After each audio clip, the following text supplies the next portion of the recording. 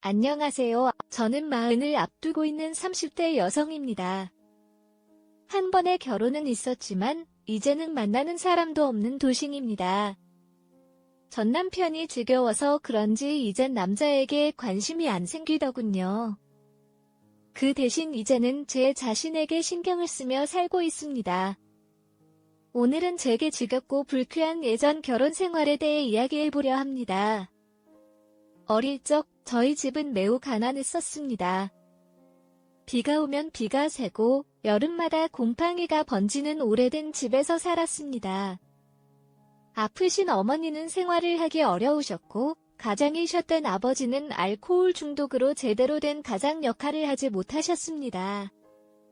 그래서 저희들은 부모님의 손을 거의 타지 못하고 방치되듯이 자라야 했고 건강이 좋지 못하셨던 어머니가 일찍 돌아가시면서는 제가 집안을 돌보기 시작했습니다. 그렇게 저는 아버지 어머니 대신 어린 남동생을 챙기며 일찍이 처리될 수밖에 없었습니다. 그러다 제가 고등학교를 졸업할 무렵 아버지마저 간암으로 돌아가셨고 그 후로 저는 동생 하나만 바라보며 살게 되었습니다. 부모님이 아무도 계시지 않으니 제가 동생을 대신 챙겨야 했기 때문입니다. 그렇게 저는 아직 어린 동생을 키우려 많은 애를 썼습니다. 중학교 시절부터는 아르바이트를 하며 동생에게 문제집을 사줄 정도였죠. 저희 동생이 머리가 좋은지 학교 성적이 좋았습니다. 저는 여건이 안 되어 공부를 포기했지만 제 동생만큼은 아쉬움 없이 공부를 시키고 싶었습니다. 그렇게 저는 혼자 고생을 하며 동생 뒷바라지를 해왔습니다. 그때 저는 호텔 메이드로 일을 하고 있었습니다. 배운 게 없는 제가 그나마 잘하는 게 청소와 살림이었는데 어쩌다 하는 언니를 따라 그 일을 시작하게 되었습니다. 체크인 시간이 되기 전까지 급하게 청소를 하다 보니 쉴 틈 없이 힘들었지만 그래도 제 손을 거쳐 깨끗해지는 객실들을 보는 것은 제게 작은 보람이 되었습니다. 저는 누구보다 열심히 일하며 불평 없이 살아왔습니다. 그러던 어느 날 저는 제가 일하던 호텔에서 남편을 만나게 되었습니다. 호텔 투숙객이었던 남편이 중요한 물건을 잃어버렸는데 그걸 제가 찾아주게 되면서 인연이 시작되었습니다. 사례는 필요 없다고 거절을 하는데도 끝까지 사례를 해야 되겠다며 저를 데리고 식사를 대접하던 남편은 두 번째 만남에서 제게 첫눈에 반했다며 고백을 해왔습니다. 호텔 손님과 메이드로 전혀 어울리지 않을 것 같았던 우리 두 사람은 서로에게 끌려 연인으로 발전했습니다. 그렇게 저는 자신을 아껴주는 남편의 마음에 반해 결혼까지 결심했지만 우리 결혼은 쉽지 않았습니다. 충분히 예상한 일이었지만 생각보다 시댁에서의 반대가 더 심해서 만남을 이어가는 게 쉽지 않았습니다. 시어머니는 제가 부모님이 일찍 돌아가시고 고생하며 살았다는 말에 저를 만나주실 생각도 하지 않고 무조건 반대하셨습니다. 게다가 남편보다 나이 많은 시누이 역시 어머니의 편을 들며 동생과 저를 뜯어놓으려고 했습니다. 시댁에 찾아가기도 전에 시누이가 저를 찾아와서는 남편과 헤어지라며 협박을 하더라고요. 처음 들어보는 인격 모독에 결혼하면 가만히 안 두겠다는 협박까지 듣게 된 저는 너무 힘들어서 결혼을 포기할 생각까지 했었습니다. 하지만 그럴 때마다 남편은 저를 붙잡고 달래며 저를 놓지 않았습니다. 결국 남편이 시어머니와 시누이를 설득하여 결혼 승낙을 받아냈어요. 시댁 식구들이 저의 결혼을 반대하셨지만 결국 남편의 고집을 꺾지 못했거든요. 그렇게 남편과 어렵게 결혼을 하게 된 쟤는 그 후로 행복한 일만 있을 줄 알았습니다. 하지만 여전히 저를 미워하고 싫어하는 시댁 식구들 때문에 그런 행복은 물거품이 되었어요. 결혼 후에도 저는 시어머니와 시누이에게 괴롭힘을 참 많이 당했었습니다. 시집살이는 당연하고 인격모독은 일상이었어요. 못 배운 년 가진 것 없는 년 하면서 저를 사람 취급도 안 하더라고요. 그렇게 둘이서 얼마나 사람을 못살게 굴고 괴롭히는지. 오죽하면 건강 하나는 자신하던 제가 속병을 앓게 되었습니다. 스트레스성 위염에 심할 때는 위궤양까지 앓다 보니 저는 종종 쓰러져서 병원에 실려가기도 했었어요. 그런데 시모와 시누이는 그게 전부 저의 꾀병이고 억지라며 저를 모함하더라고요. 위궤양은 겉으로 표가 나지 않고 딱히 약을 쓸 수도 없으니까요. 그리고 그런 시모와 시누이는 그런 식으로 저를 모함하고 저희 부부를 이간질하기 시작했습니다. 제가 무슨 실수를 하면 기싸움을 하려고 일부러 그러는 거라고 하지를 않나. 하지만 남편도 점점 변해가더라고요.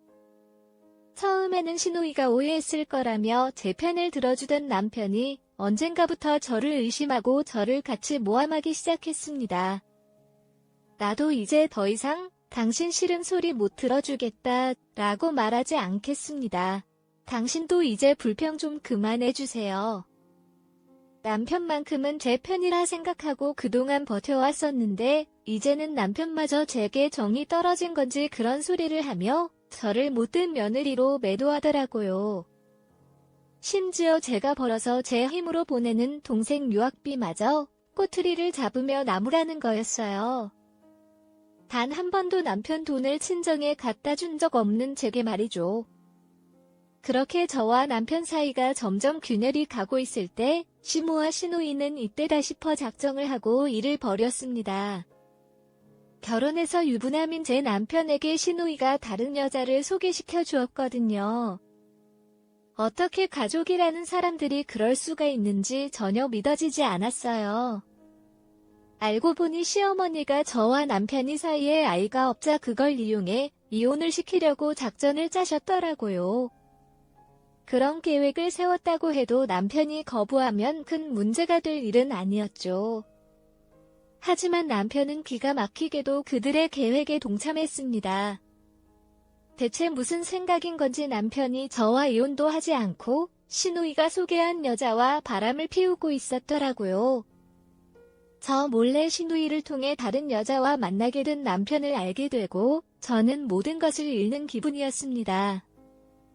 결혼한 동생에게 여자를 소개해주는 시누이나 그런 생각을 하고 모든 걸 계획한 시모나 그걸 다 알고도 저를 속인 남편까지 저는 그 사람들이 너무 증오스러웠습니다. 하지만 그때까지도 저는 이혼 생각을 쉽게 하지 못했어요. 남편을 너무 사랑했던 건지 아니면 이혼이라는 게 두려웠는지 모르겠지만 그때는 제가 이혼을 어떻게 할 수 있겠냐며 두려움이 앞섰거든요. 그래서 저는 시어머니께 도와달라 부탁드리며 사정까지 했습니다. 하지만 그 집 식구들 중에 제 편을 들어주는 사람은 없었어요. 오히려 이대로 저를 쫓아내려고 작정들을 했었죠. 근데 이분은 누구예요? 너 인사해라. 어머니 부르셨어요. 여기는 우리 희철이의 집이야. 이제 와서 괜히 숨길 이유도 없을 것 같고 너도 얘기는 대충 들었지? 어머니. 이게 대체 뭐 하시는 거예요? 지금이 여자 인사시키려고 저 부르신 거예요. 어떻게 저한테 이러실 수 있으세요? 너야말로 어디 시어머니 앞에서 큰 소리를 내. 여기 봐라. 내가 이러니까 너를 싫어하는 거야. 이 아가씨는 이런 상황에도 점잖게 있잖니? 하긴 우리 희영이가 소개한 아가씨니까 어디에 흠잡을 데는 없지. 못 배우고 없이 자란 너와 달리 배울 만큼 배운 아가씨거든. 진작에 이런 며느리를 들여야 했는데 말이야. 그러게 오래 살지도 못하고 내 아들 아낄 막을 생각이었으면 반대했을 때 진작 떨어져 나갔어야지. 그때는 둘이 죽고 못 살 것처럼 그러더니 이제 봐라. 니들 부부 사이가 어떤지. 어머니, 정말 이러시는 거 아니에요? 제가 아무리 믿고 싫다고 하셔도 이러시면 안 되죠. 희철씨 아내라고요. 저 어머니 며느리예요. 근데 어떻게 결혼한 자식한테 다른 여자를 소개해주세요? 어머니, 정말 이대로 두 사람 놔두실 거예요? 그럼 내가 뭘 어쩌라는 거냐? 너만 가만히 있으면 모든 사람이 행복해질 수 있어. 내가 그냥 떨어져 나가주면 그만이라고. 어느 날 시어머니가 불러서 시댁으로 갔더니 어머니께서 제 앞에 남편의 상간녀를 데려다 놓고 소개를 시키시는 겁니다. 제가 남편의 외도를 알고도 이혼 소리를 못하고 참았더니 알아서 떨어져 나가라고 그런 짓을 하신 거죠. 어머니한테 들어서 알겠지만 나 희철씨 만나고 있어요. 긴 얘기할 것 없고 희철씨랑 이혼해줘요. 당신 내 남편이랑 바람난 상관녀야. 근데 어떻게 당당하게 그런 소리를 해? 내가 꿀릴 게 하나도 없는데. 당당하지 못할 게 뭐가 있겠어요. 희철씨한테 얘기 들었어요. 친정도 없고 호텔에서 청소하면서 동생 공부시킨다면서. 그래서 그런가 아직 나이도 젊으면서 골이 너무 말이 아니네. 그러게 말이야. 이러니까 남편이 바람이 나지. 그 전에는 대체 무슨 수로 꼬셨나 모르겠어. 아무래도 희철이가 잠깐 눈에 뭐가 잘못이었단 모양이야. 얘 봐라. 그래도 이제라도 정신 차려서 다행이지. 우리 아들도 이제 너랑 살기 싫다는데 여기서 너 반기는 사람 하나 없다. 내가 무슨 고집으로 옆에 붙어있는 거냐? 그러니까 좋은 말 할 때 내 아들이랑 헤어져. 상간녀는 저를 대놓고 무시하며 비웃었고 옆에 있던 시누이와 시모는 그런 상간녀를 두둔하며 제게 이혼을 강요했습니다. 빽 하나 없는 저를 인간 이하로 취급하는 거였죠.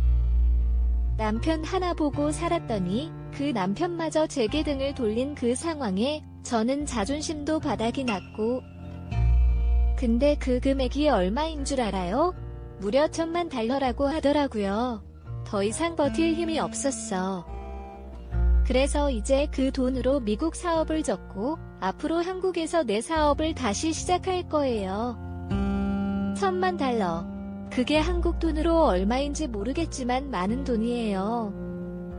미국으로 유학을 떠나 연구개발을 하며 작은 사업을 구상하던 동생은 자신의 힘으로 더 키우지 못해 아쉬워하던 사업 아이디어를 대기업에 팔았다고 했습니다. 그리고 그렇게 번 돈이 $10,000였는데 그 돈이 하나로 100억이 넘는다는 건 나중에서야 알게 되었어요. 100억이라니. 저는 꿈에서도 만져본 적 없는 큰 돈이라 실감이 나지 않았어요. 그래서 처음에는 내 동생이 그렇게나 부자가 되었다는 걸 믿지 못했는데 어느 날 동생이 이제 앞으로 호텔을 사주면서 그 사실을 믿게 되었어요. 누나, 그동안 동생 뒷바라지 않느라 고생 많았어. 내가 더 빨리 성공했어야 하는데 그동안 누나 고생시켜서 정말 미안해. 그랬어야 그딴 놈이랑 결혼할 일도 없는 건데 그래도 이제는 내가 평생 누나 책임질게. 그러니까 누나도 앞으로는 호텔 청소 말고 호텔 경영해봐. 호텔 경영이라니. 평생 청소만 하던 내가 무슨 호텔을 경영해. 아무 자격 없는 사람들도 취미 삼아 호텔 사업하고 리조트 사업해. 근데 이쪽으로 경력도 있는 누나가 못할 게 뭐야? 누나가 그동안 해온 청소들도 전부 누나 자산이야. 누나의 노하우라고 미국에서 유명한 호텔 체인 대표도 누나처럼 메이드였어. 가장 객실 손님들과 가깝기에 호텔 경영도 잘할 수 있었던 거지. 그러니까 누나도 충분히 할 수 있어. 그리고 전문 경영은 공부하면서 배워도 되는 거니까 걱정하지 마. 솔직히 처음에는 저도 자신이 없었습니다. 나도 옆에서 많이 도울게. 대학도 나오지 못하고 청소밖에 할 줄 모르는 제게 호텔 경영을 하라는 말이 허무맹맹하게 들렸어요. 하지만 그런 저를 북돋아주며 용기를 주는 동생의 든든한 지원으로 저는 결국 결심을 할 수밖에 없었죠. 그렇게 저는 밤에는 인터넷 강의로 경영학을 듣고 낮에는 발로 뛰며 열심히 경영을 배우기 시작했습니다.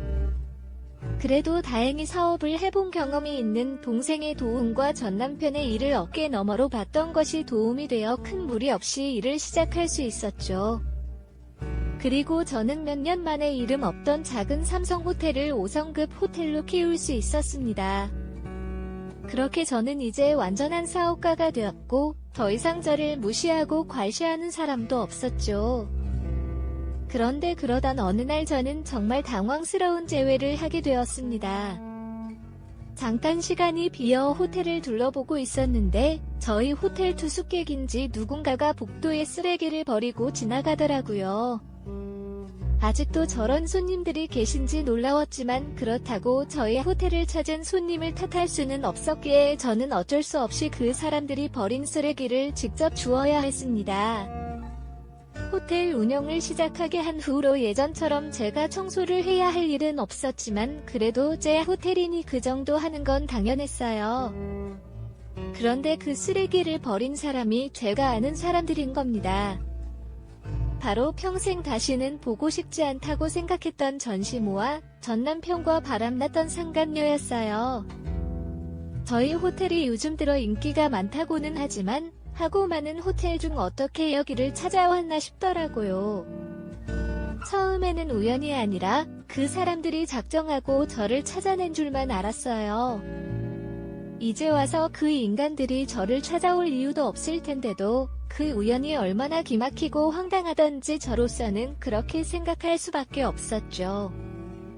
다시 만나봐야 좋은 만남은 아닌 탓에 저는 그냥 직원인 척 모른 척 지나가려고 했습니다. 하지만 눈치 없는 시모는 기어이 저를 단번에 알아보고 저를 붙잡고 아는 체를 하더라고요. 엄마, 나 진경이니? 너 진경이 맞지? 아닌데요. 사람 잘못 보셨습니다. 아니긴 뭘, 아니야. 너 맞구만. 얘는 내가 내 낯짝도 못 알아볼 줄 아니? 너 같은 애를 내가 어찌 까먹어. 저도 참 바보 같은 것이. 그 씹어먹어도 시원치 않을 사람들을 다시 만나면 이제라도 머리채를 잡아줘야 했는데 정작 그 인간들을 마주하니 오래전 고통이 다시 떠올라 꼼짝도 할 수 없었어요. 그래서 제 이름을 물으며 저를 아는 체 하는 시모 앞에서 저도 모르게 제가 아닌 척하고 말았습니다. 불편하고 끔찍해서 피하고 싶기도 했지만 그 인간들과 엮여서 좋은 꼴을 못 볼 거라는 계산에 제 호텔에서 굳이 소란을 피우고 싶지 않았거든요. 그러자 시모는 그런 제가 우스운지